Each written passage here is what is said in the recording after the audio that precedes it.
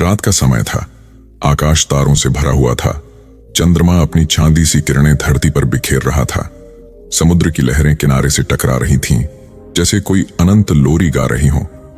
दूर दूर तक शांति फैली हुई थी, लेकिन इस शांति के भीतर एक गहरा रहस्य छिपा था। गहरी नींद और ध्यान साधना का रहस्य। यह वही रहस्य था जिसे भगवान श्री कृष्ण स्वयं अर्जुन को समझा चुके थे, और आज वही ज्ञान सिद्धार्थ के जीवन में उतरने वाला था। सिद्धार्थ एक युवा था जिसकी आंखों में अपार ज्ञान की प्यास थी, लेकिन मन में बेचैनी थी। वह ध्यान करता, लेकिन उसका मन भाग जाता। वह रात में सोने की कोशिश करता, पर नींद उसे छूती तक नहीं थी। उसके भीतर जैसे कोई अशांति का तूफान चलता रहता था। एक रात जब चांद अपनी पूरी आभा में चमक रहा था, सिद्धार्थ द्वारका की ओर निकल पड़ा। वह जानता था कि जहां कृष्ण का नाम गूंजता है, वहां आत्मा को शांति अवश्य मिलती है। द्वारका पहुंचकर उसने समुद्र तट पर बैठना शुरू किया।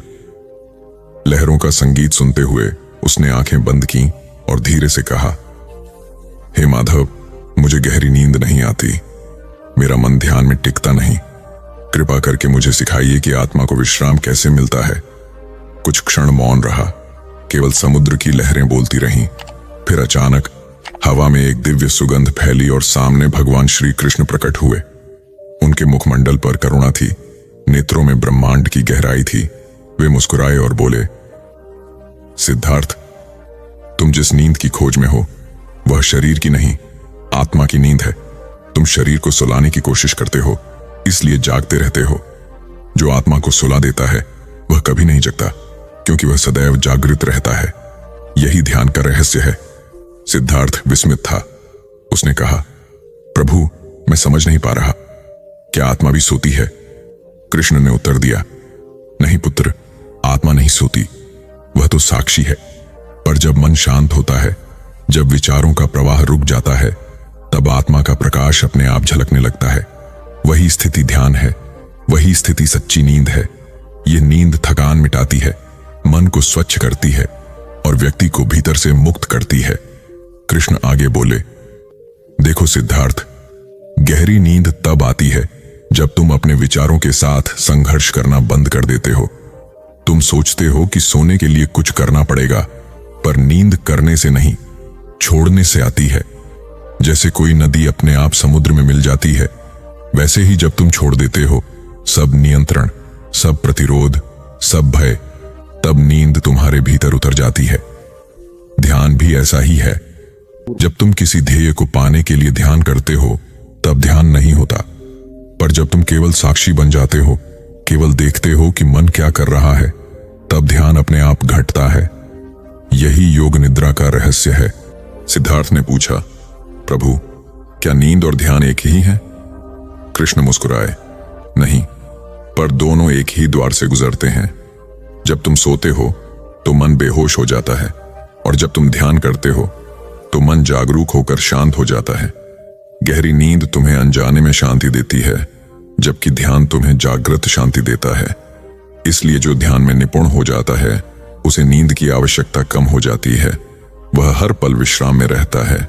उसका दिन भी ध्यान है, रात भी ध्यान है, जागरण भी ध्यान है, और नींद भी ध्यान है। यही आत्मा का विश्राम है। सिद्धार्थ कृष्ण के चरणों में झुक गया। उसने कहा, प्रभु, मुझे सिखाइए कि यह अवस्था कैसे प्राप्त होती है। कृष्ण ने कहा, सबसे पहले यह समझो कि नींद और ध्यान के बीच की दीवार मन है। यह मन कभी अतीत में जाता है, कभी भविष्य में। यह वर्तमान से भागता है। जब तुम इसे पकड़ने की कोशिश करते हो, यह और अधिक फिसलता है। इसलिए इसे पकड़ने की कोशिश मत करो, केवल देखो। जैसे कोई बच्चा आसमान में उड़ते बादलों को देखता है, वैसे ही अपने विचारों को देखो। जब तुम देखना शुरू करते हो, तब वे धीरे धीरे कम हो जाते हैं, और जब वे समाप्त हो जाते हैं, तब भीतर एक मौन उतरता है। यही मौन ध्यान की पहली सीढ़ी है। कुछ देर के लिए दोनों मौन रहे। समुद्र की लहरें अब भी मधुर स्वर में गूंज रही थीं। कृष्ण बोले, अब आंखें बंद करो और अपने श्वास पर ध्यान दो। इसे बदलने की कोशिश मत करो, केवल देखो कैसे हवा भीतर जा रही है और बाहर आ रही है। यही जीवन का सबसे सरल सत्य है। जो इसे समझ लेता है, वह जीवन के सभी रहस्यों को समझ लेता है। सिद्धार्थ ने वही किया। कुछ ही क्षणों में उसने अनुभव किया कि उसका मन शांत होने लगा है।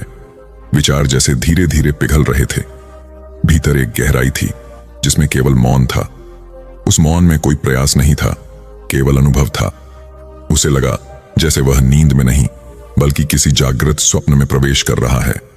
कृष्ण बोले, यही साधना की अवस्था है।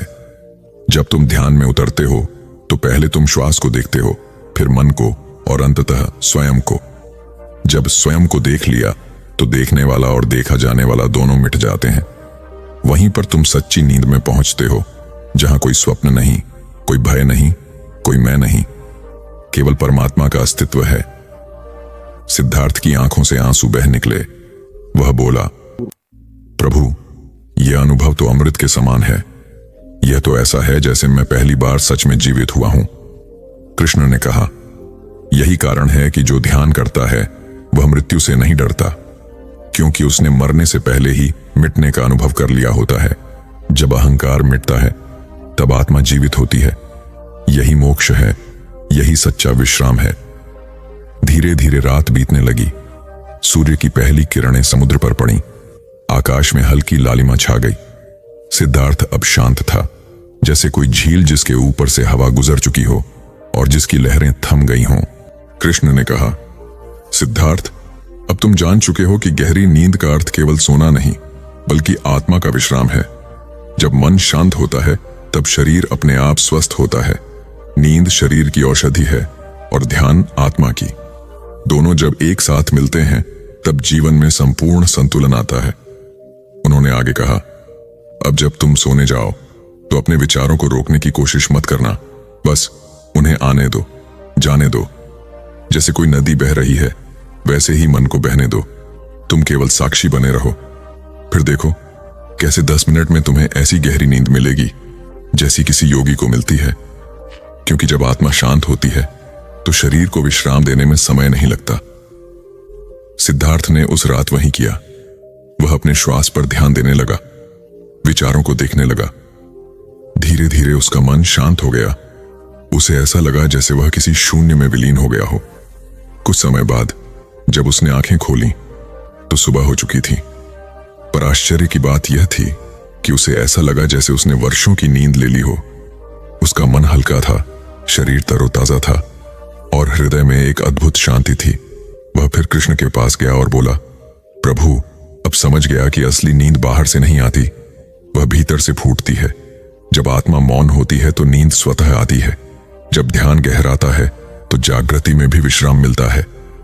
कृष्ण मुस्कुराए, हाँ, यही रहस्य है। ध्यान कोई साधन नहीं बल्कि जीवन की अवस्था है। जब तुम हर क्षण में पूर्ण हो जाते हो, जब कोई पछतावा नहीं, कोई अपेक्षा नहीं, तब तुम सदैव विश्राम में रहते हो। वही व्यक्ति वास्तव में जगा हुआ है जो भीतर सोया हुआ है, शांति में, प्रेम में, ईश्वर में। उन्होंने कहा, सिद्धार्थ, अब तुम यह ज्ञान केवल अपने लिए मत रखो, इसे उन लोगों तक पहुंचाओ जो नींद नहीं पा रहे, जो शांति नहीं पा रहे। उन्हें बताओ कि नींद गोलियों से नहीं बल्कि मौन से आती है। ध्यान किसी गुरु के आश्रम में नहीं बल्कि अपने भीतर उतरने से होता है। जो स्वयं को जान लेता है वह ब्रह्मांड को जान लेता है, और जो ब्रह्मांड को जान लेता है वह कभी भयभीत नहीं होता। सिद्धार्थ ने प्रणाम किया। वह अब एक नया मनुष्य था। उसके कदम हल्के थे, चेहरा तेजस्वी था। वह जान चुका था कि ध्यान और नींद दो नहीं, एक ही ऊर्जा की दो दिशाएं हैं। जब एक बाहर जाती है तो तुम सोते हो, जब वही भीतर जाती है तो तुम ध्यान में प्रवेश करते हो। दोनों का लक्ष्य एक ही है, आत्मा को विश्राम देना, उसे अपने स्रोत में लौटाना। और इस प्रकार सिद्धार्थ का जीवन ही ध्यान बन गया। हर सुबह जब वह सूरज को देखता तो वह ध्यान में होता। जब वह लोगों से बात करता तब भी वह मौन में होता। जब वह रात को सोने जाता तो उसका शरीर सोता, पर उसकी आत्मा कृष्ण की वाणी में जागती रहती। कहते हैं, जो व्यक्ति इस रहस्य को समझ लेता है उसके लिए नींद और ध्यान दोनों एक ईश्वरीय वरदान बन जाते हैं। क्योंकि जब आत्मा मौन में विश्राम करती है तो पूरा अस्तित्व उसके साथ सो जाता है, और जब वह ध्यान में जागती है तो सारा ब्रह्मांड उसके भीतर मुस्कुराने लगता है।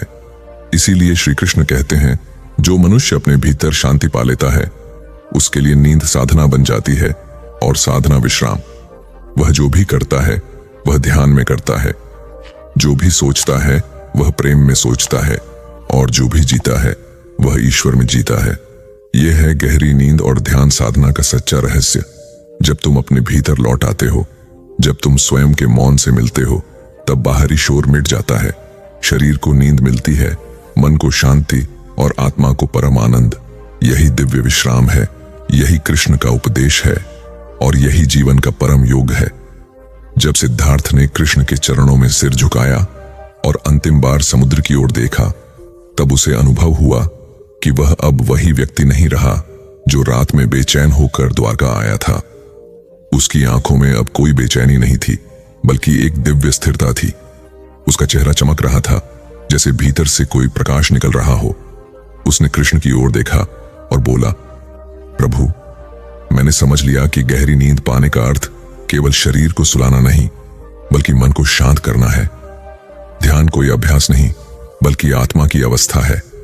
जब मन और आत्मा एक हो जाते हैं, तब नींद ध्यान बन जाती है और ध्यान विश्राम बन जाता है। कृष्ण ने कोमल स्वर में कहा, सिद्धार्थ, यही सच्चा ज्ञान है। जब तुम इस रहस्य को समझ लेते हो, तब तुम किसी भी परिस्थिति में शांति पा सकते हो।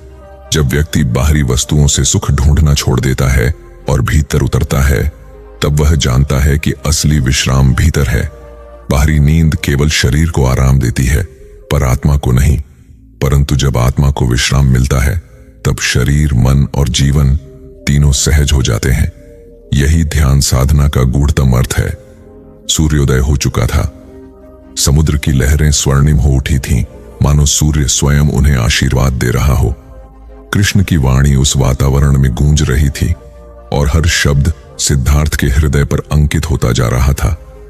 उन्होंने कहा, सिद्धार्थ, मनुष्य जीवन का सबसे बड़ा चमत्कार है यह समझना कि शांति किसी वस्तु से नहीं आती, बल्कि त्याग से आती है। जब तुम अपने विचारों को छोड़ देते हो, जब तुम अपने भय और अपेक्षाओं को छोड़ देते हो, तब तुम्हारे भीतर एक ऐसा मौन जन्म लेता है जो तुम्हें ईश्वर तक पहुंचा देता है। वही मौन ध्यान है, वही ध्यान गहरी नींद का द्वार है। सिद्धार्थ ने अनुभव किया कि अब नींद उसके लिए कोई प्रयास नहीं रही। वह अब किसी तकनीक की तलाश में नहीं था। उसे अब किसी साधन की आवश्यकता नहीं थी। वह जान चुका था कि ध्यान और नींद दोनों होने से आते हैं, करने से नहीं। जब मन कुछ नहीं करता, तब आत्मा सब कुछ कर देती है। कृष्ण ने आगे कहा, सिद्धार्थ, ध्यान साधना का रहस्य यह नहीं कि तुम कुछ अलग करो, बल्कि यह है कि तुम वही करो, लेकिन जागरूक होकर। जब तुम चलते हो तो चलने का अनुभव करो, जब तुम खाते हो तो खाने का आनंद लो, जब तुम श्वास लेते हो तो उसकी गहराई महसूस करो, जब तुम सोते हो तो सोने में भी साक्षी बने रहो। तब हर क्रिया ध्यान बन जाएगी, और जब जीवन ध्यान बन जाए तो मृत्यु भी विश्राम बन जाती है, क्योंकि जिसने ध्यान में जीना सीख लिया, उसने मरने से पहले ही अमृता को पा लिया। सिद्धार्थ मौन में सुनता रहा। उसके भीतर अब कोई प्रश्न नहीं था। उसे लगा कि उसके सभी उत्तर उसे मिल चुके हैं। वह केवल देख रहा था। कृष्ण का तेजस्वी मुख, समुद्र की लहरें, आकाश में उड़ते पक्षी और अपने भीतर की निःशब्दता, सब एक हो गए थे। कोई भेद नहीं था। यह अनुभव ही ध्यान था। समय बीतता गया, लेकिन सिद्धार्थ का वह अनुभव कभी समाप्त नहीं हुआ। हर रात जब वह सोता तो पहले अपने श्वास को महसूस करता, फिर विचारों को आने जाने देता। धीरे धीरे वह उसी दिव्य मौन में प्रवेश करता जो उसे कृष्ण से मिला था। उसकी नींद अब छोटी होने लगी, पर गहरी। 10 मिनट की नींद में भी उसे वही विश्राम मिलता जो पहले घंटों में नहीं मिलता था, और दिन में वह चाहे कुछ भी करे, उसके भीतर वही मौन जागृत रहता। उसने जाना कि यह मौन ही भगवान का साक्षात रूप है। कहानी का सार यही है कि गहरी नींद और ध्यान साधना एक ही रहस्य की दो भुजाएं हैं। गहरी नींद शरीर की विश्रांति है, जबकि ध्यान आत्मा की। जब मन शांत होता है तो नींद गहरी हो जाती है। जब आत्मा मौन होती है तो ध्यान सहज हो जाता है। यह रहस्य केवल प्रयास से नहीं, बल्कि समर्पण से प्राप्त होता है। जब हम हर चीज को छोड़कर केवल अपने अस्तित्व को महसूस करते हैं, तब हम ध्यान में प्रवेश करते हैं। जब हम मन के शोर को बंद कर देते हैं, तब नींद ईश्वरीय वरदान की तरह उतरती है। नींद वह क्षण है जब व्यक्ति स्वयं से मिल जाता है और ध्यान वह अवस्था है जब व्यक्ति स्वयं में विलीन हो जाता है। भगवान श्री कृष्ण का संदेश यही है कि जो व्यक्ति ध्यान करना सीख लेता है उसे नींद का रहस्य अपने आप ज्ञात हो जाता है। जब आत्मा शांत होती है तब शरीर को नींद की आवश्यकता नहीं रहती, क्योंकि वह पहले ही विश्राम में होता है। जिस व्यक्ति ने ध्यान की कला सीख ली उसने जीवन जीने की कला सीख ली। जो व्यक्ति भीतर उतर गया उसने संसार जीत लिया, और जो व्यक्ति मौन में विश्राम कर सकता है वह परमात्मा का अंश बन गया। इस कथा का गहनतम अर्थ यह है कि नींद केवल शरीर की थकान का अंत नहीं, बल्कि आत्मा की यात्रा की शुरुआत है। जब व्यक्ति ध्यान में उतरता है तब वह अपने भीतर उस स्थान को खोज लेता है जहां कोई भय नहीं, कोई चिंता नहीं, कोई समय नहीं। वहां केवल प्रेम है, शांति है और ईश्वर का अस्तित्व है। वही गहरी नींद है, वही ध्यान साधना है, वही अवस्था है जहां आत्मा और परमात्मा एक हो जाते हैं। इसलिए जो व्यक्ति इस रहस्य को समझ लेता है वह दिन में भी ध्यान में रहता है और रात में भी विश्राम में। उसका हर क्षण पूजा बन जाता है, उसका हर विचार प्रार्थना बन जाता है। वह जो भी करता है उसमें ईश्वर उपस्थित होता है। उसकी नींद साधना है, उसका जागरण उपासना है और उसका जीवन एक निरंतर ध्यान का प्रवाह बन जाता है। यही श्री कृष्ण का सच्चा संदेश है कि गहरी नींद और ध्यान साधना का रहस्य केवल बाहर नहीं बल्कि तुम्हारे भीतर है। अपने भीतर झांको, मौन को सुनो और उस शांति को महसूस करो जो तुम्हें तुम्हारे असली स्वरूप से मिलाएगी। जब यह मिलन होता है तभी जीवन पूर्ण होता है, तभी आत्मा अमर होती है और तभी मनुष्य वास्तव में जाग जाता है। प्रियो साथियों, आज मैं एक ऐसी गूढ़ कथा के सार पर बोलने जा रहा हूँ जो केवल नींद या ध्यान की बात नहीं करती बल्कि आत्मा की यात्रा का रहस्य खोलती है। इस कथा का गहन अर्थ ये है कि नींद केवल शरीर की थकान का अंत नहीं है, बल्कि ये आत्मा की यात्रा की शुरुआत है। जब हम सच्चे ध्यान में उतरते हैं तब हम अपने भीतर उस स्थान को खोजते हैं जहां ना कोई भय, ना कोई चिंता, ना कोई समय का बंधन। वहां केवल प्रेम है, शांति है और ईश्वर का अस्तित्व है। अंत में इस कथा का संदेश यही है, ईश्वर बाहर नहीं, तुम्हारे भीतर है। जब तुम भीतर झांकते हो, मौन को सुनते हो और उस शांति को महसूस करते हो, तब तुम्हें तुम्हारा असली स्वरूप मिलता है। और जब ये मिलन होता है तब आत्मा अमर होती है, जीवन पूर्ण हो जाता है और मनुष्य सच में जग जाता है।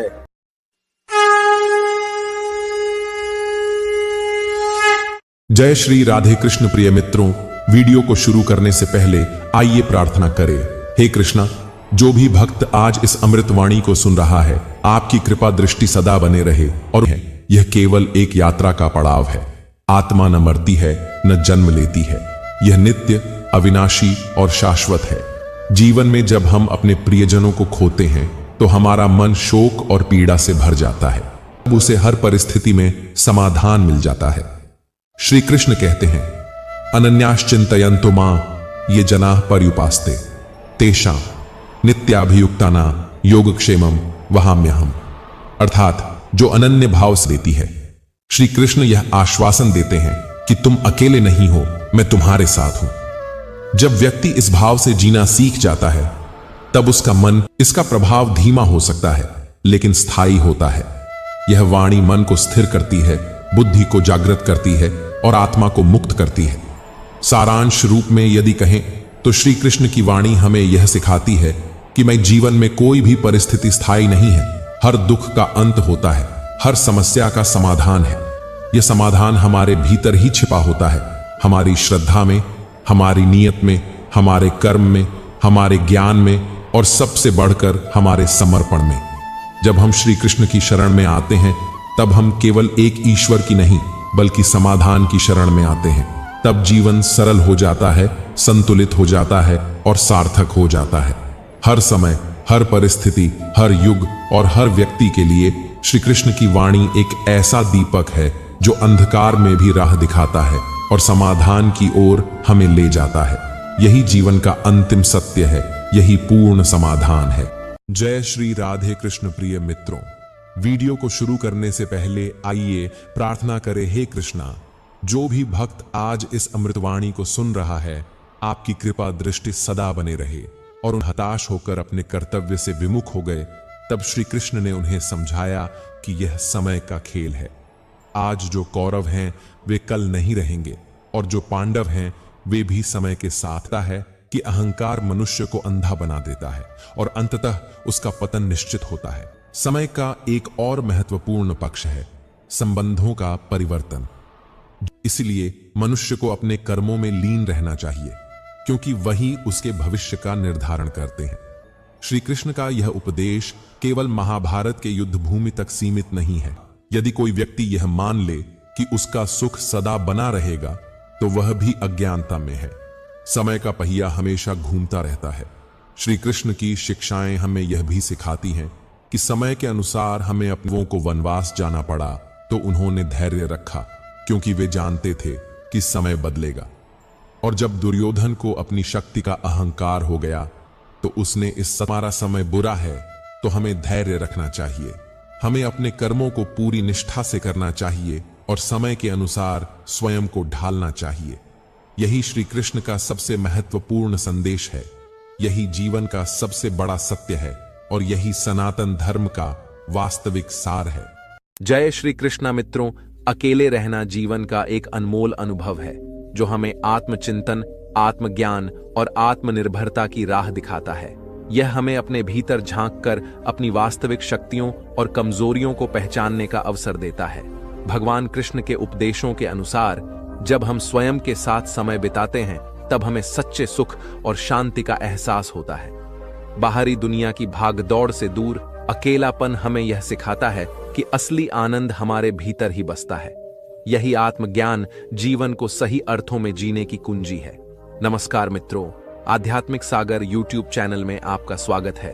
मित्रों, हमारा प्रयास अगर आपको अच्छा लगा तो वीडियो को लाइक करके कमेंट में जय श्री राधा कृष्णा अवश्य लिखें। अगर अपने चैनल को सब्सक्राइब नहीं किया, अवश्य सब्सक्राइब कर लीजिए, ताकि आने वाला वीडियो का नोटिफिकेशन आपके पास पहुंच जाएगा।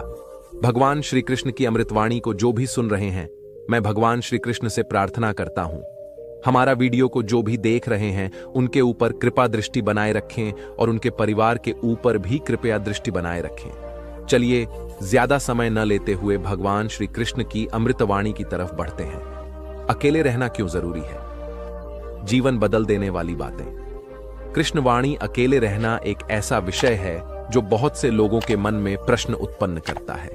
अक्सर लोग अकेले रहने को एक नकारात्मक स्थिति मानते हैं, लेकिन भगवान श्री कृष्ण की वाणी में इसके गहरे अर्थ और महत्व को समझाया गया है। श्रीमद् भगवद गीता और अन्य पौराणिक कथाओं में भगवान कृष्ण ने मानव जीवन के रहस्यों को उजागर करते हुए यह बताया है कि अकेलापन सिर्फ एक अवस्था नहीं, बल्कि आत्मिक उन्नति का द्वार है।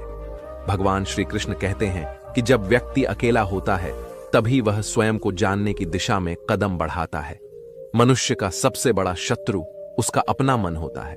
यह मन उसे इधर उधर भटकाता है और बाहरी संसार के मोह में उलझाए रखता है। लेकिन जब व्यक्ति अकेला होता है, तब वह अपने मन को समझने और नियंत्रित करने का अवसर पाता है।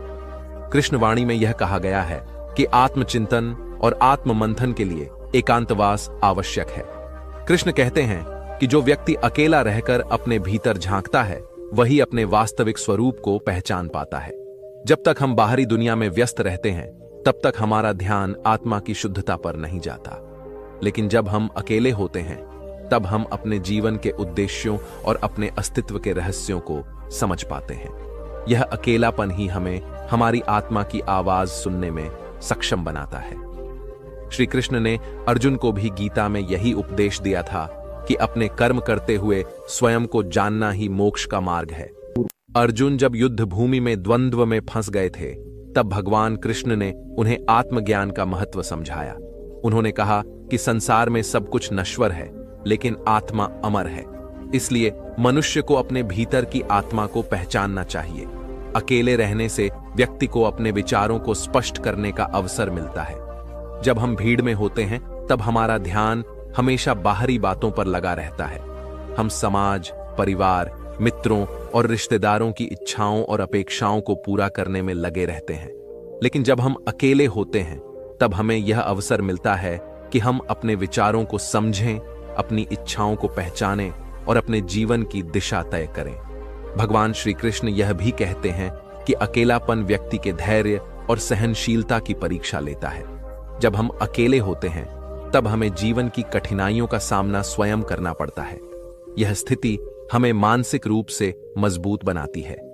कृष्ण कहते हैं कि जो व्यक्ति अकेले रहकर अपने दुखों और संघर्षों का सामना करता है वही सच्चे अर्थों में जीवन की सफलता प्राप्त करता है। अकेले रहने से व्यक्ति में आत्मनिर्भरता का भाव उत्पन्न होता है। जब हम अकेले होते हैं तब हमें अपने कार्य स्वयं करने पड़ते हैं। इससे हमें यह अनुभव होता है कि हम अपने जीवन के मालिक स्वयं हैं। कृष्ण कहते हैं कि आत्मनिर्भर व्यक्ति ही सच्चे अर्थों में स्वतंत्र होता है। वह किसी पर निर्भर नहीं रहता और यही आत्मनिर्भरता उसे आत्मविश्वास और साहस प्रदान करती है। भगवान कृष्ण ने यह भी कहा है कि अकेलापन व्यक्ति को भक्ति और ध्यान की ओर ले जाता है। जब हम अकेले होते हैं तब हमें ईश्वर की उपस्थिति का अनुभव होता है। कृष्ण कहते हैं कि जब व्यक्ति अपने मन को शांत करके ईश्वर के नाम का स्मरण करता है तब उसे अनंत शांति प्राप्त होती है। एकांतवास में ध्यान और भजन करने से मन की चंचलता समाप्त होती है और आत्मा को दिव्य आनंद की अनुभूति होती है। श्री कृष्ण ने गीता में कहा है कि व्यक्ति को मोह माया से दूर रहकर अपने कर्तव्यों का पालन करना चाहिए।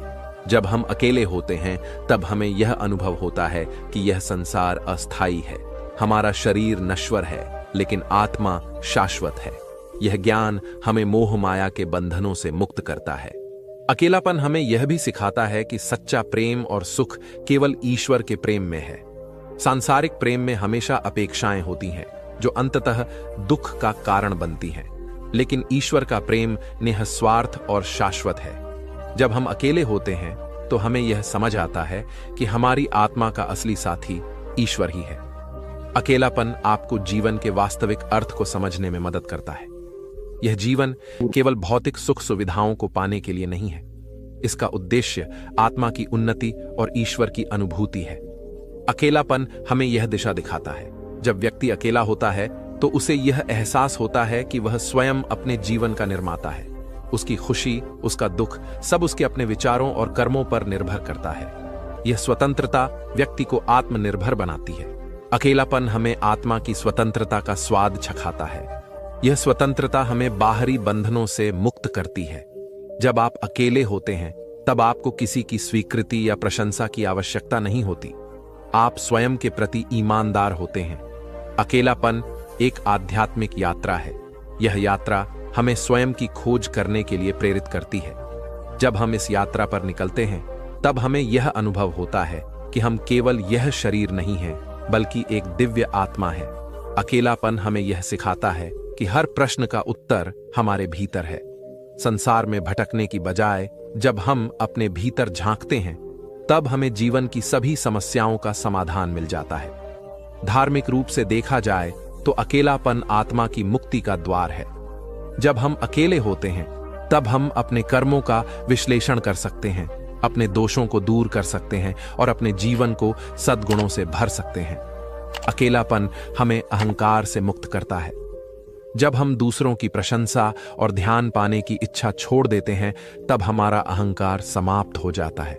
यह विनम्रता हमें ईश्वर के करीब ले जाती है। अकेलापन हमें वर्तमान में जीना सिखाता है। जब आप अकेले होते हैं तब आप हर क्षण को पूरी तरह जीते हैं। यह वर्तमान में जीने की कला ही वास्तविक शांति का मार्ग है। अकेलापन एक वरदान है। यह आपकी आत्मा को विकसित करने का सबसे अच्छा अवसर है।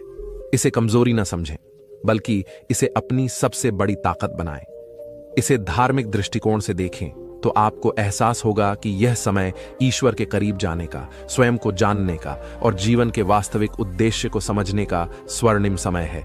इसलिए यदि आप कभी अकेलापन महसूस करें तो उदास न हो। यह ईश्वर का संकेत है कि अब समय आ गया है कि आप अपनी आत्मा की ओर ध्यान दें। यह समय है कि आप बाहरी दुनिया की जगह अपने भीतर की दुनिया को जानें।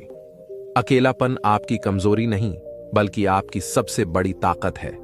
इसे अपनाएं, इसे समझें और इसे अपने आध्यात्मिक उत्थान का माध्यम बनाएं। अकेलापन जब व्यक्ति को घेरता है, तब सबसे पहले उसका सामना अपने ही विचारों से होता है। ये विचार कभी अतीत की घटनाओं को कुरेदते हैं, कभी भविष्य की चिंताओं का जाल बुनते हैं। लेकिन यदि व्यक्ति इस अकेलेपन को स्वीकार कर ले, इसे अपना मित्र बना ले, तो धीरे धीरे इन विचारों का कोलाहल शांत होने लगता है। यह शांति जो बाहर नहीं, भीतर मिलती है, वही व्यक्ति को आत्मिक शक्ति प्रदान करती है। यह वह अवस्था होती है जब मन स्थिर होने लगता है और व्यक्ति अपने वास्तविक स्वरूप को पहचानने की यात्रा पर निकल पड़ता है। धार्मिक दृष्टि से देखें तो यह अवस्था साधना का प्रारंभ है। जब व्यक्ति बाहरी दुनिया की मोह माया से दूर होता है, तब उसके भीतर एक अद्भुत प्रकाश फूटने लगता है। यह प्रकाश किसी चमत्कार से कम नहीं होता, लेकिन इसे पाने के लिए धैर्य और समर्पण की आवश्यकता होती है।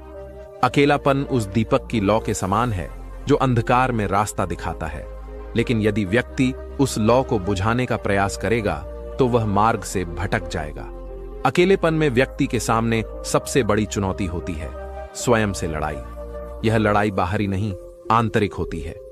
मन हमेशा व्यक्ति को भटकाने का प्रयास करता है।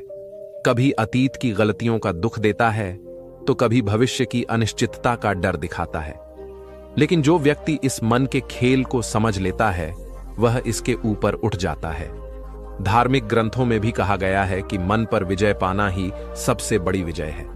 भगवान बुद्ध ने कहा था कि मनुष्य का सबसे बड़ा शत्रु उसका अपना अनियंत्रित मन है और उसका सबसे बड़ा मित्र उसका अनुशासित मन है। अकेलापन वह अवसर है जब व्यक्ति अपने मन को अनुशासित कर सकता है। समय होता है ध्यान में बैठने का, ईश्वर का स्मरण करने का और अपने भीतर की आवाज को सुनने का। जब व्यक्ति इस प्रक्रिया को अपनाता है, तो धीरे धीरे उसके जीवन में संतुलन आने लगता है।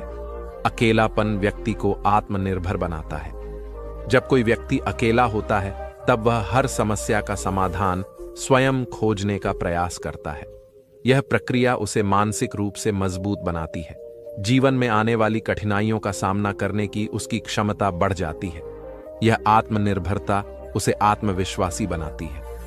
आत्मविश्वास एक ऐसी शक्ति है जो व्यक्ति को असंभव कार्य भी करने में सक्षम बनाती है। अकेले रहने से व्यक्ति में आत्मनिर्भरता का भाव उत्पन्न होता है। जब हम अकेले होते हैं, तब हमें अपने कार्य स्वयं करने पड़ते हैं। इससे हमें यह अनुभव होता है कि हम अपने जीवन के मालिक स्वयं हैं। कृष्ण कहते हैं कि आत्मनिर्भर व्यक्ति ही सच्चे अर्थों में स्वतंत्र होता है। वह किसी पर निर्भर नहीं रहता और यही आत्मनिर्भरता उसे आत्मविश्वास और साहस प्रदान करती है। भगवान कृष्ण ने यह भी कहा है कि अकेलापन व्यक्ति को भक्ति और ध्यान की ओर ले जाता है। जब हम अकेले होते हैं, तब हमें ईश्वर की उपस्थिति का अनुभव होता है। कृष्ण कहते हैं कि जब व्यक्ति अपने मन को शांत करके ईश्वर के नाम का स्मरण करता है, तब उसे अनंत शांति प्राप्त होती है। एकांतवास में ध्यान और भजन करने से मन की चंचलता समाप्त होती है और आत्मा को दिव्य आनंद की अनुभूति होती है। श्री कृष्ण ने गीता में कहा है कि व्यक्ति को मोह माया से दूर रहकर अपने कर्तव्यों का पालन करना चाहिए। जब हम अकेले होते हैं, तब हमें यह अनुभव होता है कि यह संसार अस्थायी है। हमारा शरीर नश्वर है, लेकिन आत्मा शाश्वत है। यह ज्ञान हमें मोह माया के बंधनों से मुक्त करता है। कृष्ण यह भी कहते हैं कि अकेले रहने से व्यक्ति का विवेक जागृत होता है। जब हम एकांत में होते हैं, तब हमारे भीतर निर्णय लेने की शक्ति बढ़ती है। हम सही और गलत के बीच का अंतर समझ पाते हैं। एकांत हमें अपने जीवन के अनुभवों का विश्लेषण करने और उनसे सीखने का अवसर देता है। भगवान श्री कृष्ण कहते हैं कि अकेलापन व्यक्ति को आत्म साक्षात्कार की ओर ले जाता है। जब हम अपने भीतर झांकते हैं, तब हमें यह पता चलता है कि हम मात्र शरीर नहीं, बल्कि एक दिव्य आत्मा है। यह आत्मबोध ही जीवन का अंतिम लक्ष्य है। अकेले रहने का अर्थ यह नहीं है कि व्यक्ति समाज से कट जाए। श्री कृष्ण कहते हैं कि व्यक्ति को समाज में रहते हुए भी भीतर से अकेला रहना चाहिए। इसका अर्थ यह है कि व्यक्ति को बाहरी दुनिया में रहते हुए भी अपने मन को शांत और स्थिर रखना चाहिए। जब हम अपने भीतर शांति और स्थिरता बनाए रखते हैं, तब हम जीवन की किसी भी परिस्थिति में विचलित नहीं होते। अतः सारांश यह है कि भगवान श्री कृष्ण की वाणी हमें यह सिखाती है कि अकेलापन एक वरदान है जिसे हमें स्वीकार करना चाहिए। यह अकेलापन हमें हमारे वास्तविक स्वरूप से परिचित कराता है। यह हमें आत्मनिर्भर, आत्मज्ञानी और आत्मविश्वासी बनाता है। जब हम अकेले रहते हैं, तब हमें यह अनुभव होता है कि सच्चा सुख बाहरी वस्तुओं में नहीं, बल्कि हमारे भीतर है। भगवान कृष्ण के उपदेश हमें यह प्रेरणा देते हैं कि हमें अकेले रहने से डरना नहीं चाहिए, बल्कि इसे आत्मिक विकास का अवसर समझना चाहिए। अकेलापन हमें हमारे मन की चंचलता से मुक्त करता है, हमें ईश्वर की निकटता का अनुभव कराता है और हमें आत्मबोध की ओर ले जाता है। यही भगवान श्री कृष्ण की दिव्य वाणी का सार है, जो जीवन को बदलने वाली शक्ति रखता है। यह हमें सिखाता है कि सच्चा सुख हमारे भीतर है और उसे पाने के लिए हमें अपने मन को शांत करना होगा। यही अकेलेपन की महिमा है और यही आत्म साक्षात्कार की राह है। अकेले रहना क्यों जरूरी है? जीवन बदल देने वाली बातें। कृष्ण वाणी अकेले रहना एक ऐसा विषय है जो बहुत से लोगों के मन में प्रश्न उत्पन्न करता है। अक्सर लोग अकेले रहने को एक नकारात्मक स्थिति मानते हैं, लेकिन भगवान श्री कृष्ण की वाणी में इसके गहरे अर्थ और महत्व को समझाया गया है। श्रीमद् भगवद गीता और अन्य पौराणिक कथाओं में भगवान कृष्ण ने मानव जीवन के रहस्यों को उजागर करते हुए यह बताया है कि अकेलापन सिर्फ एक अवस्था नहीं, बल्कि आत्मिक उन्नति का द्वार है। भगवान श्री कृष्ण कहते हैं कि जब व्यक्ति अकेला होता है, तभी वह स्वयं को जानने की दिशा में कदम बढ़ाता है। मनुष्य का सबसे बड़ा शत्रु उसका अपना मन होता है। यह मन उसे इधर उधर भटकाता है और बाहरी संसार के मोह में उलझाए रखता है। लेकिन जब व्यक्ति अकेला होता है, तब वह अपने मन को समझने और नियंत्रित करने का अवसर पाता है। कृष्णवाणी में यह कहा गया है कि आत्मचिंतन और आत्ममंथन के लिए एकांतवास आवश्यक है। कृष्ण कहते हैं कि जो व्यक्ति अकेला रहकर अपने भीतर झांकता है, वही अपने वास्तविक स्वरूप को पहचान पाता है। जब तक हम बाहरी दुनिया में व्यस्त रहते हैं, तब तक हमारा ध्यान आत्मा की शुद्धता पर नहीं जाता। लेकिन जब हम अकेले होते हैं, तब हम अपने जीवन के उद्देश्यों और अपने अस्तित्व के रहस्यों को समझ पाते हैं।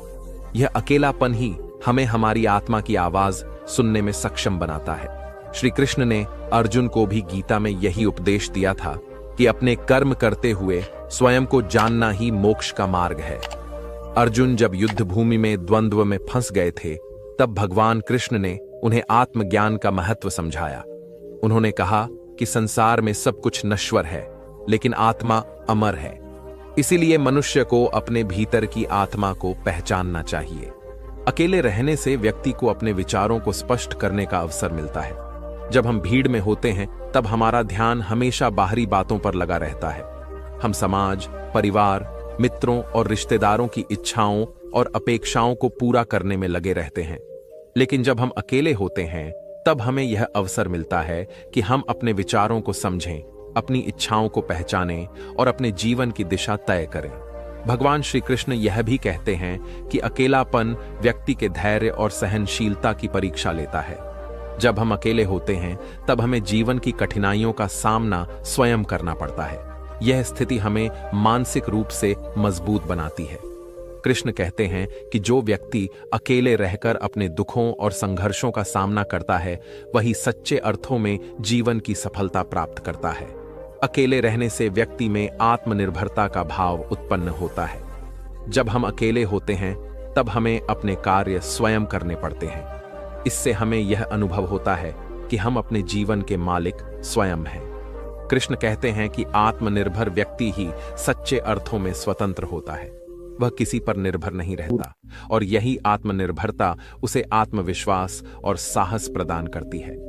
भगवान कृष्ण ने यह भी कहा है कि अकेलापन व्यक्ति को भक्ति और ध्यान की ओर ले जाता है। जब हम अकेले होते हैं, तब हमें ईश्वर की उपस्थिति का अनुभव होता है। कृष्ण कहते हैं कि जब व्यक्ति अपने मन को शांत करके ईश्वर के नाम का स्मरण करता है, तब उसे अनंत शांति प्राप्त होती है। एकांतवास में ध्यान और भजन करने से मन की चंचलता समाप्त होती है और आत्मा को दिव्य आनंद की अनुभूति होती है। श्री कृष्ण ने गीता में कहा है कि व्यक्ति को मोह माया से दूर रहकर अपने कर्तव्यों का पालन करना चाहिए। जब हम अकेले होते हैं तब हमें यह अनुभव होता है कि यह संसार अस्थायी है। हमारा शरीर नश्वर है लेकिन आत्मा शाश्वत है। यह ज्ञान हमें मोह माया के बंधनों से मुक्त करता है। कृष्ण यह भी कहते हैं कि अकेले रहने से व्यक्ति का विवेक जागृत होता है। जब हम एकांत में होते हैं तब हमारे भीतर निर्णय लेने की शक्ति बढ़ती है। हम सही और गलत के बीच का अंतर समझ पाते हैं। एकांत हमें अपने जीवन के अनुभवों का विश्लेषण करने और उनसे सीखने का अवसर देता है। भगवान श्री कृष्ण कहते हैं कि अकेलापन व्यक्ति को आत्म साक्षात्कार की ओर ले जाता है। जब हम अपने भीतर झांकते हैं तब हमें यह पता चलता है कि हम मात्र शरीर नहीं बल्कि एक दिव्य आत्मा है। यह आत्मबोध ही जीवन का अंतिम लक्ष्य है। अकेले रहने का अर्थ यह नहीं है कि व्यक्ति समाज से कट जाए। श्री कृष्ण कहते हैं कि व्यक्ति को समाज में रहते हुए भी भीतर से अकेला रहना चाहिए। इसका अर्थ यह है कि व्यक्ति को बाहरी दुनिया में रहते हुए भी अपने मन को शांत और स्थिर रखना चाहिए। जब हम अपने भीतर शांति और स्थिरता बनाए रखते हैं तब हम जीवन की किसी भी परिस्थिति में विचलित नहीं होते। अतः सारांश यह है कि भगवान श्री कृष्ण की वाणी हमें यह सिखाती है कि अकेलापन एक वरदान है जिसे हमें स्वीकार करना चाहिए। यह अकेलापन हमें हमारे वास्तविक स्वरूप से परिचित कराता है। यह हमें आत्मनिर्भर, आत्मज्ञानी और आत्मविश्वासी बनाता है। जब हम अकेले रहते हैं तब हमें यह अनुभव होता है कि सच्चा सुख बाहरी वस्तुओं में नहीं बल्कि हमारे भीतर है। भगवान कृष्ण के उपदेश हमें यह प्रेरणा देते हैं कि हमें अकेले रहने से डरना नहीं चाहिए बल्कि इसे आत्मिक विकास का अवसर समझना चाहिए। अकेलापन हमें हमारे मन की चंचलता से मुक्त करता है, हमें ईश्वर की निकटता का अनुभव कराता है और हमें आत्मबोध की ओर ले जाता है। यही भगवान श्री कृष्ण की दिव्य वाणी का सार है जो जीवन को बदलने वाली शक्ति रखता है। यह हमें सिखाता है कि सच्चा सुख हमारे भीतर है और उसे पाने के लिए हमें अपने मन को शांत करना होगा। यही अकेलेपन की महिमा है और यही आत्म साक्षात्कार की राह है। समय कैसा भी हो, डरना मत, क्योंकि कृष्ण भगवान ने कहा है, जब जब धर्म की हानि होगी और अधर्म का बढ़ावा होगा तब तब मैं स्वयं धरती पर अवतार लूंगा। यह हमें यह सिखाता है कि जीवन में चाहे कितनी भी कठिनाइयां क्यों ना आए, भगवान हमेशा हमारे साथ हैं। हमें केवल अपने कर्मों में विश्वास और भगवान के प्रति श्रद्धा रखनी चाहिए। कठिन समय केवल एक परीक्षा है और कृष्ण का स्मरण हमें हर विपत्ति से उबार सकता है। नमस्कार मित्रों, आध्यात्मिक सागर यूट्यूब चैनल में आपका दिल से स्वागत है। मित्र कमेंट में जय श्री राधा कृष्ण जरूर लिखिए और चैनल को सब्सक्राइब नहीं किया तो सब्सक्राइब जरूर कर लीजिए ताकि अगला वीडियो डालते ही आपके पास नोटिफिकेशन पहुंच जाएगा। भगवान श्री कृष्ण कहते हैं, समय एक ऐसा मूल्यवान खजाना है जो सभी को समान रूप से मिलता है, लेकिन इसका उपयोग वही व्यक्ति सफलतापूर्वक करता है जो इसे सही दिशा में लगाता है। समय को न तो रोका जा सकता है और न ही खरीदा जा सकता है। यह बहता हुआ पानी है जो एक बार गुजर जाए तो वापस नहीं आता। इसलिए समय का आदर करें, इसे व्यर्थ न गंवाएं। जो लोग समय की कद्र करते हैं, समय उनके लिए बड़ी उपलब्धियां लेकर आता है। समय ईश्वर का दिया हुआ सबसे बड़ा वरदान है। जो इसे धर्म, सेवा और आत्मा की उन्नति में लगाते हैं, वे सच्ची शांति और समृद्धि को प्राप्त करते हैं। भगवान विष्णु और माता लक्ष्मी भी उन्हीं पर कृपा करते हैं जो अपने समय का उपयोग सत्कर्म और भक्ति में करते हैं। ये आपके दर्शकों को प्रेरित करेगा और उनकी आत्मिक यात्रा में मार्गदर्शन देगा। जिंदगी में आगे बढ़ने की प्रक्रिया में सबसे बड़ी बाधा अक्सर हमारा डर होता है। डर हमें रोकता है, हमें आगे बढ़ने से हतोत्साहित करता है। चाहे वह व्यक्तिगत जिंदगी की चुनौतियां हो, करियर की बाधाएं हो या सामाजिक अपेक्षाएं, डर हमारी सोच और कार्यों को सीमित कर देता है। दोस्तों, श्री कृष्ण कहते हैं, यह आवश्यक है कि हम अपने डर को एक चुनौती के रूप में देखें, न कि एक बाधा के रूप में। अपने डर का सामना करने से हम अपनी क्षमताओं का आकलन कर सकते हैं और अपनी सीमाओं को पार कर सकते हैं। दोस्तों, श्री कृष्ण कहते हैं, यदि मेरा भक्त मौन होकर सब सुन रहा है तो स्मरण रखिए, उसके मौल और विश्वास का उत्तर मैं स्वयं देता हूं। इसलिए हिम्मत मत हारो। ये अभी बहुत आगे जाना है। जिन्होंने कहा था तुम नहीं होगा, उनको भी करके दिखाना है। इसलिए डरो मत, डरना छोड़ और परिस्थितियों से लड़कर जितना सीखो। परिस्थितियों से हारा हुआ मनुष्य फिर से जीत सकता है, लेकिन मन से हारा हुआ मनुष्य हमेशा के लिए हार जाता है। अतः अपने मन को नियंत्रित करके उसे अपना मित्र बना है, शत्रु नहीं। इसलिए यह आवश्यक है कि हम अपने डर को पहचानें, उसे समझें और उससे आगे बढ़ने की कोशिश करें।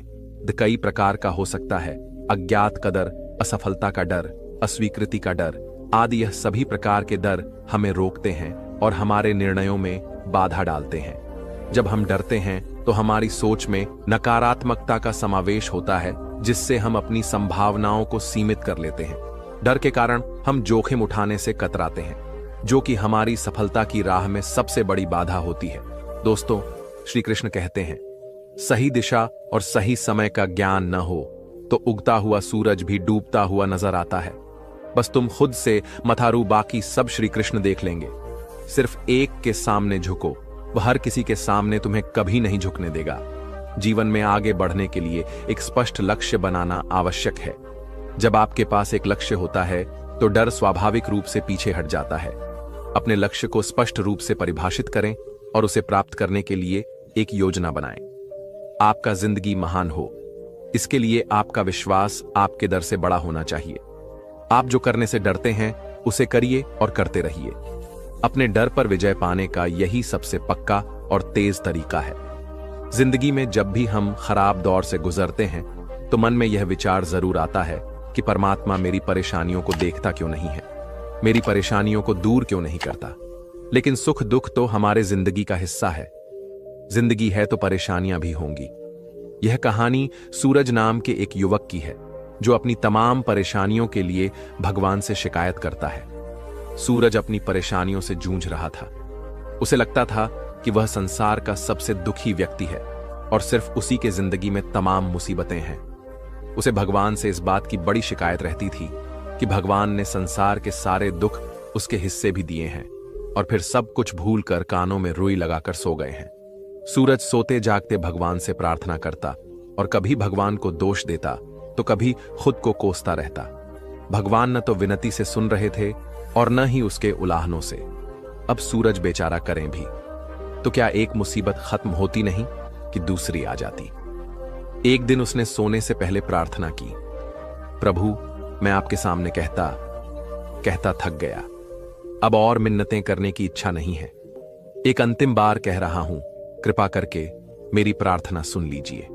तो पूर्वजों द्वारा सदा से किए जाने वाले कदमों को ही कर, जिसकी आसक्ति सर्वथा नष्ट हो गई है, जो अपनी देह पर अभिमान नहीं करता और जो ममता से रहित हो गया है, जिसका चित्त निरंतर परमात्मा के ज्ञान में स्थित रहता है, वैसा करने योग्य अपना कर्म यज्ञ की तरह करता है और मोक्ष को प्राप्त होता है। जो अपना सब कुछ परमात्मा को अर्पित कर देता है, जिसके लिए परमात्मा ही सब कुछ है, जो अपने हर कर्म में परमात्मा को देखता है और हर कर्म परमात्मा के लिए ही करता है, वैसा कर्मयोगी मोक्ष का अधिकारी होता है। कान्हा कहते हैं, नई शुरुआत इंसान को थोड़ा डराती है, पर याद रखना सफलता मुश्किलों के बाद ही नजर आती है। कौन क्या कर रहा है, कैसे कर रहा है, क्यों कर रहा है, इन सब से आप जितना दूर रहोगे आप उतना ही खुश रहोगे। कोई हमारा बुरा करे यह उसका कम है, लेकिन हम किसी का बुरा ना करें यह हमारा धर्म है। कोई भी रिश्ता अपनी मर्जी से नहीं जुड़ता, क्योंकि आपको कब, कहां और किससे मिलना है यह सिर्फ ऊपर वाला ही तय करता है। जिंदगी में दो लोगों का होना बहुत जरूरी है। एक कृष्ण जो ना लड़े फिर भी जीत पक्की कर दें, दूसरा कारण जो हार सामने हो फिर भी साथ न छोड़ें। कान्हा कहते हैं, तो करता वही है जो तू चाहता है, मगर होता वही है जो मैं चाहता है, तो वही कर जो मैं चाहता हूं, फिर होगा वही जो तू चाहता है। इंसान गलत कार्य करते समय दाएं बाएं आगे पीछे चारों तरफ देखता है, बस ऊपर देखना भूल जाता है। जो मनुष्य ऊपर देख पाता है वह कभी गलत काम करने की हिम्मत नहीं करता।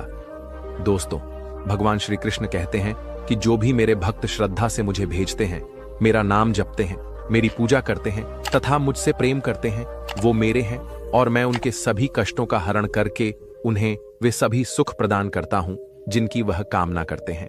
श्री कृष्ण कहते हैं, जीवन मिलना भाग्य की बात है, मृत्यु होना समय की बात है, लेकिन मृत्यु के बाद भी लोगों के दिलों में जीवित रहना यह कर्मों की बात है। कर्म योगी अपने मन और बुद्धि की शुद्धि के लिए ही अपने शरीर, मन, बुद्धि और इंद्रियों के साथ आसक्ति रहित होकर कर्म करते हैं। भगवान श्री कृष्ण कहते हैं, मैं हर जगह है, मैं इस सृष्टि का रचनाकार हूं, मैं भूतकाल, वर्तमान और भविष्य के सभी प्राणी को तथा उनके विचारों को जानता हूं, किंतु वास्तविकता में मुझे कोई नहीं जानता है, न ही समझता है। लोग कहते हैं अपनों के आगे झुक जाना चाहिए, किंतु सच बात तो यह है, जो अपने होते हैं वह कभी झुकने नहीं देते खुश रहने का। बस एक ही मंत्र है, उम्मीद। बस खुद से रखो, किसी और इंसान से नहीं। गिना भी अच्छा है, औकात का पता चलता है, बढ़ते हैं। जब हाथ उठाने को, तब अपनों का पता चलता है। सुकून दुनिया की सबसे महंगी चीज है। भरोसा अगर ईश्वर पर है तो जो लिखा है तकदीर में वहीं पाओगे, और अगर भरोसा खुद पर है, ईश्वर भी वही लिखेगा जो आप चाहोगे। श्री कृष्ण कहते हैं, जिसने सीख लिया कि कब, कहां और कैसे बोलना है, उसको जिंदगी में सफल होने से कोई नहीं रोक सकता। जैसे कमान से निकला तीर वापस नहीं आ सकता, वैसे ही मुंह से बोले गए शब्द कभी वापस नहीं आते। इसीलिए जब भी मुंह खोलो तो सोच समझ कर बोलो। दूसरों का गुलाम बनकर खुश रहने की बजाय आजाद होकर खुद के दुखों का सामना किया जाना चाहिए। भले ही आपकी जिंदगी में कितनी भी कष्ट हो, लेकिन अगर आप आजाद हो तो आप वास्तविक मनुष्य हो। जरूरी नहीं कि अच्छी बातें करने वाला हर इंसान अच्छा हो। आजकल साजिश रचने वाले भी बहुत मीठा बोला करते हैं। हाथों की लकीरों पर ज्यादा विश्वास नहीं किया करो, क्योंकि नसीब उनका भी होता है जिनके हाथ नहीं होते। ख्वाबों के लिए दिल की गहराई से काम करना पड़ता है, यूं ही नहीं मिलती। सफलता किसी को मेहनत की आग में दिन रात झेलना पड़ता है। कृष्ण भगवान की गीता के उपदेश जीवन के हर क्षेत्र में मार्गदर्शन देते हैं। गीता में कही गई बातें हमें जीवन की उथल पुथल और कठिनाइयों से उबरने में सहायक होती हैं। यहाँ कुछ प्रमुख बातें हैं जो मन को शांत करती हैं और जीवन को सही दिशा में आगे बढ़ने का प्रेरणा देती हैं। जब कदम थक जाते हैं तो हौसला साथ देता है। जब सब मुंह फेर लेते हैं तो कान्हा साथ देता है। अपनी परेशानियों की वजह दूसरों को मानने से आपकी परेशानियां कभी कम नहीं हो सकती हैं। अगर हम ठान ले तो कुछ भी करना असंभव नहीं है। सफलता से ज्यादा असफलता हमें सिखाती है। कोशिश जारी रखें, असफलता चरित्र बनाती है। अगर सफल होने का जज्बा मजबूत हो तो असफलता आपके इरादे को कभी तोड़ नहीं सकेगी। यह गिरने और उठने की बात नहीं है, यह बात है बार बार लगातार कोशिश करने की। अगर किसी चीज को सच्चे हृदय से चाहो तो उसे पूरे ब्रह्मांड हमसे मिलाने में लग जाता है। पहले मुश्किल काम पूरे कीजिए, आसान काम खुद ही हो जाएंगे। किसी के पैरों में गिरकर कामयाबी पाने से बेहतर है अपने पैरों पर चलकर कुछ बनने की ठान लो। जिंदगी बदलने के लिए लड़ना पड़ता है और आसान करने के लिए समझना पड़ता है। कुछ अलग करना है तो भीड़ से हटकर चलो। भीड़ साहस तो देती है पर पहचान छीन लेती है। रूठती हमेशा खुशियां ही हैं, दुखों के कहां इतने नखरे होते हैं। अगर चाहते हो कि भगवान मिले तो ऐसे कर्म करो जिससे दुआ मिले। सच्चे इंसान को झूठे इंसान से अक्सर ज्यादा सफाई देनी पड़ती है। छोटी सोच शंकाओं को जन्म देती, जबकि बड़ी सोच समाधान को। अगर आप हारने से डरते हैं तो जीतने की उम्मीद न रखें।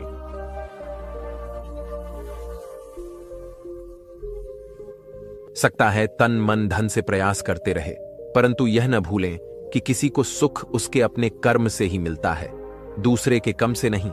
पितामह भीष्म के जिंदगी का एक ही पाप था कि उन्होंने समय पर क्रोध नहीं किया, और जटायु के जीवन का एक ही पुण्य था कि उसने समय पर क्रोध किया। पर परिणाम स्वरूप एक को बाणों की शैया मिली और एक को प्रभु श्री राम की गोद। अतः क्रोध भी तब पुण्य बन जाता है जब वह धर्म और मर्यादा के लिए किया जाए, और सहनशीलता भी तब पाप बन जाती है जब वह धर्म और मर्यादा के लिए किया जाए को बचा ना पाए। जिंदगी में त्याग के बिना कुछ भी पनपता नहीं। दूसरी सांस लेने के लिए भी पहली सांस छोड़नी पड़ती है। जीवन का रास्ता बना बनाया नहीं मिलता, स्वयं को बनाना पड़ता है। जिसमें जैसा रास्ता बनाया उसे वैसी ही मंजिल मिलती है। याद रखें, ब्लेड की धार बहुत तेज होती है, परंतु वह पेड़ को काट नहीं सकती। कुल्हाड़ी बहुत मजबूत होती है, लेकिन बाल नहीं काट सकती। ऐसे ही हर इंसान अपनी काबिलियत के अनुसार श्रेष्ठ होता है। इसलिए अपने आप की तुलना किसी और से मत कीजिए। हमारे जीवन में जो कुछ भी होता है उसका कारण हम खुद है। हम ही अपनी परिस्थितियों के लिए खुद जिम्मेदार होते हैं। यह बात मानना थोड़ा मुश्किल है, पर यही सत्य है। अगर आप मौके की तलाश में हैं तो आप गलत है, क्योंकि मौका मिलता नहीं, बनाना पड़ता है। आवाज ऊंची हो तो कुछ लोग सुनते हैं, लेकिन बात ऊंची हो तो सब लोग सुनते हैं। मौन और मुस्कान दो शक्तिशाली उपकरण हैं। मौन कई समस्याओं को हल करने का एक तरीका है और मुस्कान कई समस्याओं से बचाने का। अच्छे लोगों की संगत में रहो, क्योंकि सुनार का कचरा भी बादाम से भी महंगा होता है। संसार में परेशानी देने वालों की हस्ती कितनी भी बड़ी क्यों ना हो, पर भगवान की कृपा दृष्टि से बड़ी नहीं होती। उस शिक्षा का कोई मतलब नहीं जो इंसानियत नहीं सिखाती। अपनी मंजिल का रास्ता दूसरों से पूछोगे तो भटक जाओगे, क्योंकि आपकी मंजिल की अहमियत जितनी आप जानते हैं उतनी को और नहीं जान सकता। जब कोई इंसान दुनिया से विदा होने लगता है तो तुरंत उसके कपड़े, उसका बिस्तर, उसके द्वारा इस्तेमाल किया हुआ सभी सामान उसी के साथ घर से निकाल दिए जाते हैं। पर कभी कोई उसके द्वारा कमाया गया धन दौलत, प्रॉपर्टी, उसका घर, उसका पैसा, उसके जेवरात, इन सबको क्यों नहीं छोड़ते, बल्कि गले का हार, सोने की अंगूठी भी खींच कर निकाल ली जाती है। इससे पता चलता है कि रिश्ता किन चीजों से था, लेकिन आपके द्वारा कमाया हुआ पुण्य और परोपकार। आपका नाम इसे कोई नहीं छीन सकता। इसीलिए दोस्तों, ऐसा काम करो कि मरने के बाद लोग तुम्हारे धन के कारण नहीं, मन के कारण नाम लें। दान और पुण्य एकांत में होना चाहिए। जैसे तुम स्नान सड़क या चौराहे पर नहीं करते, बंद बाथरूम में करते हो, वैसे ही दान पुण्य गुप्त होना चाहिए।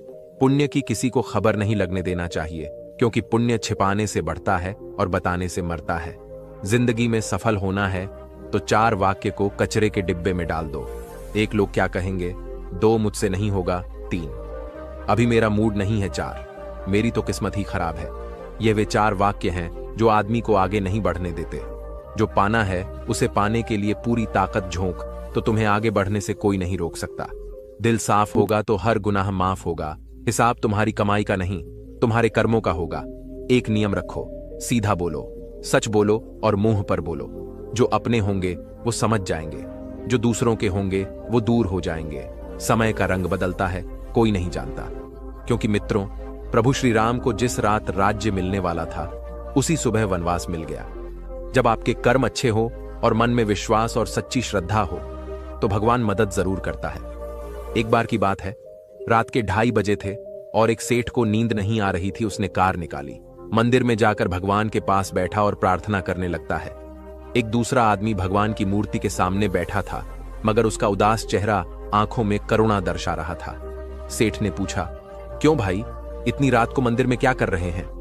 आदमी ने कहा, मेरी पत्नी अस्पताल में है।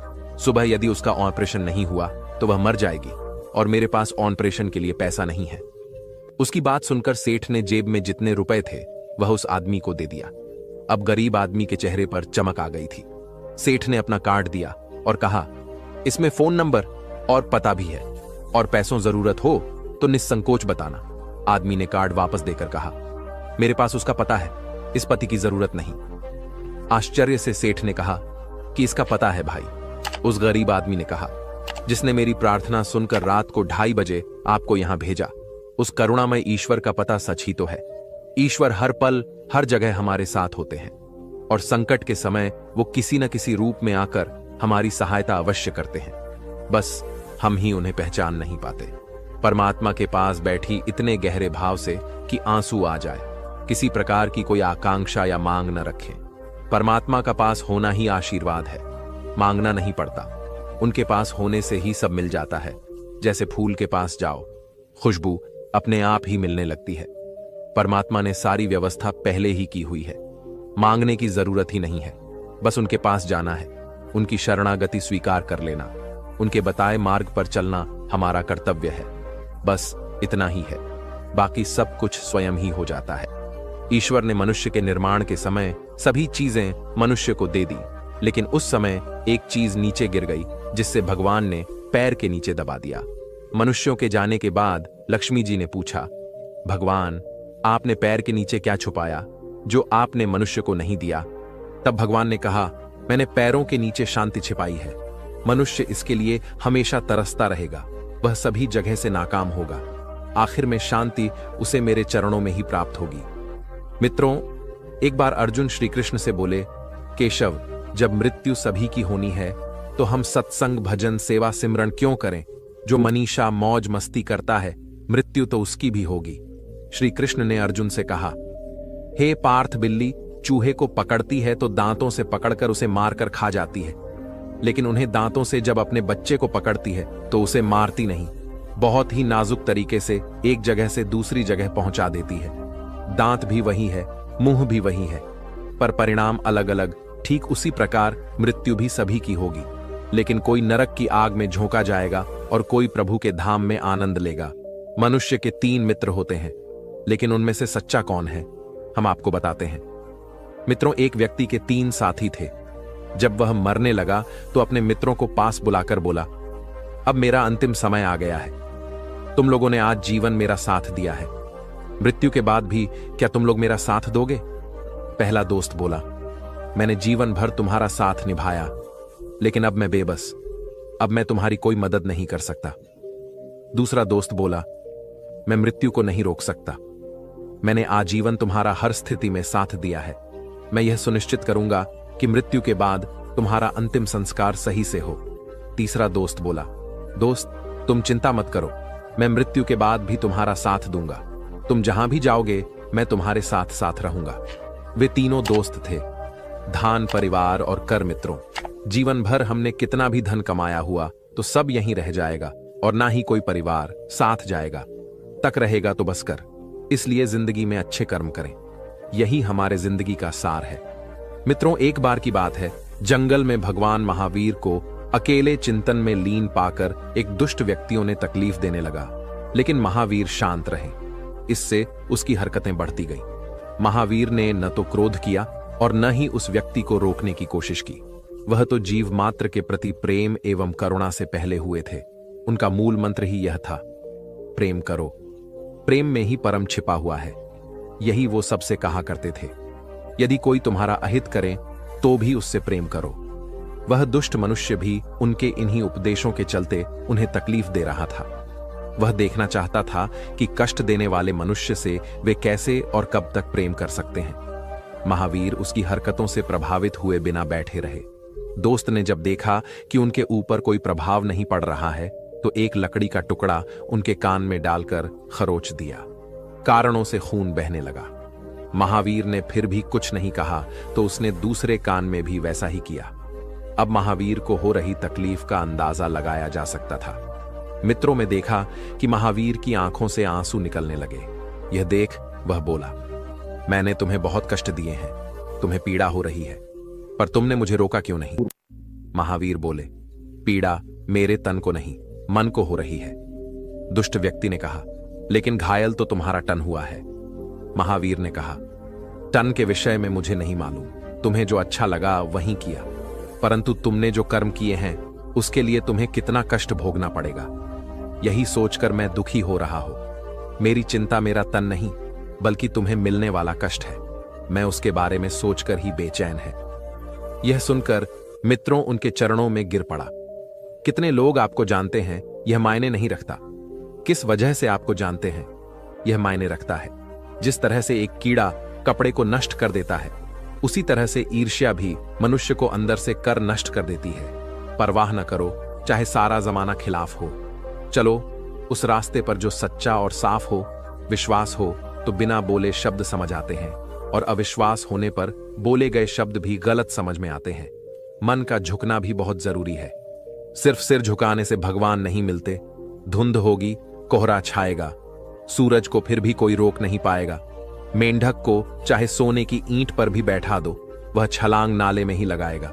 कुछ लोग भी वैसे ही हैं। हमें जीवन में वह नहीं मिलता जो हमें चाहिए, हमें जीवन में वह मिलता है जिसके हम लायक होते हैं। जिस इंसान को सच बोलने की आदत होती है, लोग सबसे ज्यादा गलत उसी को ही समझते हैं। शौक उनके अक्सर कम हो जाते हैं जो कम उम्र में ही जिम्मेदार हो जाते हैं। रिश्ते चाहे कितने ही बुरे हों, उन्हें तोड़ना मत, क्योंकि पानी चाहे कितना भी गंदा हो, अगर प्यास नहीं बुझा सकता तो आग को बुझा ही सकता है। एक छोटी सी छींटी आपके पैर को काट सकती है, पर आप उसके पैर को नहीं काट सकते। इसीलिए जीवन में किसी को छोटा न समझें, क्योंकि वो जो कर सकता है वो आप नहीं कर पाएंगे। जब कुछ सेकंड की मुस्कुराहट से तस्वीर अच्छी आ सकती है, तो हमेशा मुस्कुराकर जीने से जीवन अच्छी क्यों नहीं हो सकती। वृक्ष के नीचे पानी डालने से सबसे ऊंचे पट्टे पर भी पानी पहुंच जाता है। उसी प्रकार प्रेम पूर्वक किए गए सच्चे कम परमात्मा तक पहुंच जाते हैं। सेवा सभी की करिए, मगर आशा किसी से भी न रखिए, क्योंकि सेवा का सही मूल्य भगवान ही दे सकते हैं।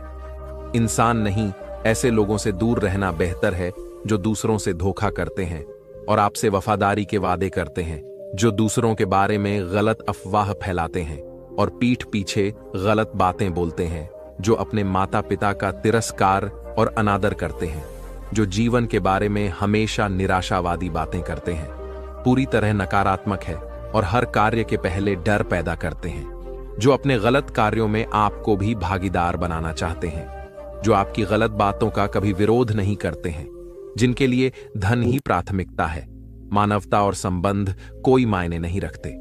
ऐसे लोग किसी भी प्रकार का संबंध रखने लायक ना। यदि आप संत हैं तो ऐसे लोगों को बदलने का प्रयास कर सकते हैं, परंतु यदि आप सामाजिक प्राणी हैं तो ऐसे लोगों से दूरी बनाना ही बेहतर होगा।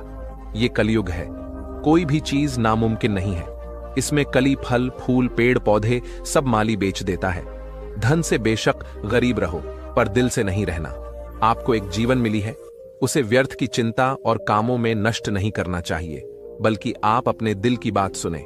किसी के द्वारा लूटा जाना या किसी के अन्याय का शिकार होना अपने आप में इतना कष्टदायक नहीं होता है जितना कि उसे मन में बार बार लाकर अंदर ही अंदर जलते रहना। कर्ज लेना बुरी बात नहीं है, लेकिन कर्ज के पैसों से ऐश करना बहुत बुरी बात है, क्योंकि कर्ज के कारण चिंता के कारण रोग, इस तरह से पूरा जीवन नष्ट हो जाता है। धन की बचत जरूर करनी चाहिए, किंतु स्वास्थ्य को खोकर धन की बचत करना नुकसान करता है। आपके द्वारा बचाया हुआ सारा धन बीमारियों के इलाज में खर्च हो जाता है, क्योंकि स्वास्थ्य ही धन है। समय के अनुसार आपको काम करना चाहिए। जो व्यक्ति बदलते समय के साथ नहीं बदलते हैं, उन्हें समय पीछे छोड़कर आगे निकल जाता है। काम छोटा हो या बड़ा, इसकी कभी चिंता नहीं करनी चाहिए, न ही इस पर शर्म करनी चाहिए। हो सकता है कि कोई छोटा काम ही आपको बड़ा बना दे। जिंदगी के 5 सत्य। 1, कोई फर्क नहीं पड़ता कि आप कितने खूबसूरत हैं, क्योंकि लंगूर और गोरिल्ला भी अपनी ओर लोगों का ध्यान आकर्षित कर लेते हैं। 2, कोई फर्क नहीं पड़ता कि आपका शरीर कितना विशाल और मजबूत है, क्योंकि शमशान तक आप अपने आप को नहीं ले जा सकते। आप कितने भी लंबे क्यों ना हो, मगर आने वाले कल को आप नहीं देख सकते। कोई फर्क नहीं पड़ता कि आपकी त्वचा कितनी गोरी और चमकदार है, क्योंकि अंधेरे में रोशनी की जरूरत पड़ती है। 5, कोई फर्क नहीं पड़ता कि आप कितने अमीर हैं और दर्जनों गाड़ियां आपके पास हैं, क्योंकि घर के बाथरूम तक आपको चलकर ही जाना पड़ेगा, इसलिए संभल कर चलिएगा। जीवन का सफर छोटा है। एक साधु ने एक कुत्ते से कहा कि तू है तो बहुत वफादार, परंतु तेरे में 3 कमियां हैं। 1, तू पेशाब हमेशा दीवार पर ही करता है। 2, टूक भिखारी को देखकर बिना बात के ही भौंकता है। 3, तू रात को भोग भोग के लोगों की नींद खराब करता है। इस पर कुत्ते ने बहुत ही बढ़िया जवाब दिया। कुत्ता बोला, सुनो साधु, मैं जमीन पर पेशाब इसलिए नहीं करता कि कहीं किसी ने वहां बैठकर पूजा की हो। मैं भिखारी पर इसलिए भोगता हूं कि वह भगवान को छोड़कर लोगों से क्यों मांगता है, और रात को इसलिए भोगता हूं कि थे पापी मनुष्य, तू इस भ्रम की नींद में सोया हुआ है। उठ, अपने उस प्रभु को याद कर जिसने तुझे इतना सब कुछ दिया है। अंधेरे में 1 करोड़ का हीरा गिर गया था। उसे ढूंढने के लिए 5 रुपए की मोमबत्ती ने सहयोग किया। अब बताओ, वह 5 रुपए की एक छोटी सी मोमबत्ती थी तो हीरा मिला। अगर उस समय मोमबत्ती काम नहीं करती तो हीरा कहीं गुम हो जाता। मोमबत्ती की तरह इंसान भी है। इंसान कितना भी छोटा हो, अगर वह सही वक्त पर काम आता है तो वह इंसान छोटा नहीं, सबसे बड़ा आदमी कहलाता है। उड़ना हर कोई चाहता है, किसी को सहारा मिल जाता है और कोई खुद ही लड़खड़ा जाते हैं, मगर आखिर उड़ान भर ही लेते हैं।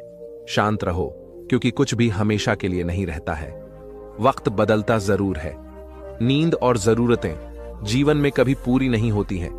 जो जितनी सुविधा में है वह उतनी ही दुविधा में है। शिकायतें तो बहुत हैं। तुझसे जीवन पर चुप इसलिए हूं कि जो तूने दिया वह भी बहुतों को नसीब नहीं होता। अगर पंछी किसी और के दाने के आदी हो जाए तो उन्हें आजाद कर देना चाहिए। पूरी दुनिया घूम लो, पर जो सुकून घर में मिलता है वह कहीं भी नहीं मिलता। शांत रहो, क्योंकि कुछ भी हमेशा के लिए नहीं रहता है। वक्त बदलता जरूर है। चुपचाप सहते रहे तो आप अच्छे हो, और अगर बोल पड़े तो आपसे बुरा कोई नहीं। एक नफरत ही है जिसे दुनिया चंद लम्हों में जान लेती है, वरना चाहत का यकीन दिलाने में तो जीवन बीत जाती है। जीवन में एक मोड़ ऐसा आया जहां लोग अनजान से अपने हो गए, और जो अपने थे वह सपने हो गए। परेशानियां तो हर किसी की जीवन में है साहब, उदासियां चेहरे पर दिखाई दे। ये जरूरी तो नहीं। समय और शब्दों का प्रयोग लापरवाही से न करें, क्योंकि यह दोनों न तो दोबारा आते हैं न मौका देते हैं। खूब या देखकर तो कितने ही प्यार जताएंगे। जीवन में जगह उसे दो जो कर्मियों को देखकर भी साथ न छोड़े। जीवन में इतना काबिल बनो कि भगवान किसी गरीब की मदद करने के लिए तुम्हारी जेब का इस्तेमाल करें। क्यों अपने पैरों की ताकत दूसरों पर रखते हो? तुम्हारा भी कोई वजूद है, फिर क्यों खुद को कमजोर समझते हो? गुस्सा एक ऐसी आग है जो दूसरों का नुकसान करें या ना करें, लेकिन खुद का नुकसान जरूर कर देता है, किसी के चेहरे की हंसी बनकर। तो देखिए, खुशी का पता नहीं, लेकिन सुकून बहुत मिलेगा। न झुकने का शौक है, न चुकाने का शौक है। कुछ एहसास दिल से जुड़े हैं, बस उन्हें निभाने का शौक है। रुकावट तो जनाब जिंदा इंसान के हिस्से में ही आती है, वरना जनाजे के लिए तो सब रास्ता छोड़ देते हैं। अगर जो चाहा है वह नहीं मिला, तो एक बार जो मिला है उसे चाह कर देखो। जो रिश्ता हमें रुला दे उससे गहरा कोई रिश्ता नहीं। जो रिश्ता हमें रोते हुए छोड़ दे उससे कमजोर कोई और रिश्ता नहीं। बूंद सा जीवन है इंसान का, लेकिन अहंकार सागर से भी बड़ा है। सच्चा साथ देने वालों की बस एक ही निशानी है कि बहस जिक्र नहीं करते, हमेशा फिक्र किया करते हैं। अपने अगले कदम के बारे में सीक्रेट रखो। यहां अच्छा चाहने वाले हो या ना हो, पर बुरा चाहने वाले बहुत लोग हैं। जिंदगी में ज्यादा रिश्ते होना जरूरी नहीं है, पर जो रिश्ते हैं उनमें जिंदगी होना जरूरी है। उस दिन हमारी सारी परेशानियां खत्म हो जाएंगी, जब हमें विश्वास हो जाएगा कि हमारा हर काम ईश्वर की मर्जी से होता है। टूटने का मतलब खत्म होना नहीं होता। कभी कभी टूटने से जीवन की शुरुआत भी होती है। ख्वाहिशों के काफिले भी कितने अजीब हैं। ये गुजरते वहीं से है जहां रास्ते नहीं होते। दुनिया का उसूल है, जब तक काम है तब तक नाम है, बाकी दूर से ही सलाम है। यदि आप अपने जिंदगी में सफलताओं का आनंद लेना चाहते हैं, तो अपने जिंदगी में कठिनाई को कभी आने से नहीं रोकी। अपनों के साथ वक्त का पता नहीं चलता, मगर वक्त के साथ अपनों का पता चल जाता है। यह तो वक्त की बात है जनाब। किसी को प्यार पर गुस्सा आ जाता है तो किसी को गुस्से पर प्यार मंजिल मिल ही जाएगी, भटक कर ही सही। गुमराह तो वह है जो घर से निकले ही नहीं। आप इंसान का असली रंग तब देखते हैं जब आप उसके किसी काम के नहीं रहते। जीवन में टेंशन ऐसे पीछे पड़ी है जैसे उसका पहला प्यार में ही सैकड़ों खामियां मुझ में सही, मगर एक वृद्ध भी हैं जिन्हें भी अपना माना है। उन्हें आज तक पराया नहीं किया। दर्द दो तरह के होते हैं, एक तकलीफ देते हैं, दूसरा आपको बदल देते हैं। प्रिय साथियों, वीडियो की अंत में मैं यही बोलना चाहूँगा कि अगर आप अपनी जिंदगी में सच्ची सफलता पाना चाहते हैं तो भगवान श्री कृष्ण की ये कहानी आपके लिए एक प्रेरणा है। श्री कृष्ण हमें सिखाते हैं कि सफलता केवल धन या प्रसिद्धि से नहीं, बल्कि अपने कर्म, निष्ठा और विश्वास से मिलती है। जब इंसान अपने कर्म को पूजा मानकर परिणाम की चिंता किए बिना कार्य करता है, तभी असली सफलता उसके चरण चूमती है। श्री कृष्ण का संदेश है, कर्म करो, फल की चिंता मत करो। यही जीवन का सबसे बड़ा रहस्य है। जब हम अपने दिल में प्रेम, मन में शांति और कर्म में सत्य रखेंगे तो सफलता खुद हमारे पीछे आएगी। जय श्री कृष्ण।